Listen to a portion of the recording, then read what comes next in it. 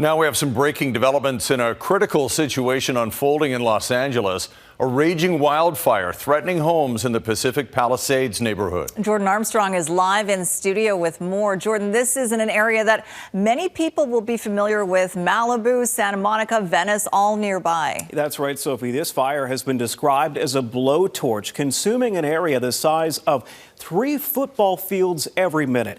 Take a look at the map here. This is downtown Los Angeles, West Hollywood, and the fire along the coast. The fire started this morning around 10:30 as a brush fire and is now more than 1,200 acres or 500 hectares. 30,000 people from about 10,000 different structures have been ordered to flee so far. An unknown number of homes and buildings have already burned in Pacific Palisades.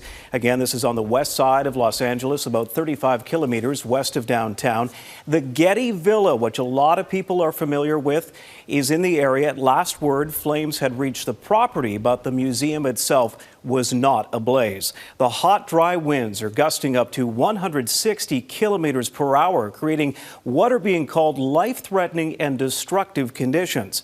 Hundreds of firefighters from around California are being brought in, and BC-based Coulson Aviation has some of its aircraft on the fire as well. And just to give you a sense of how chaotic the evacuation was at times, the LA Fire Department had to bring in a bulldozer to clear a path through hundreds of abandoned cars. People who got stuck in traffic trying to flee simply left their cars on the road.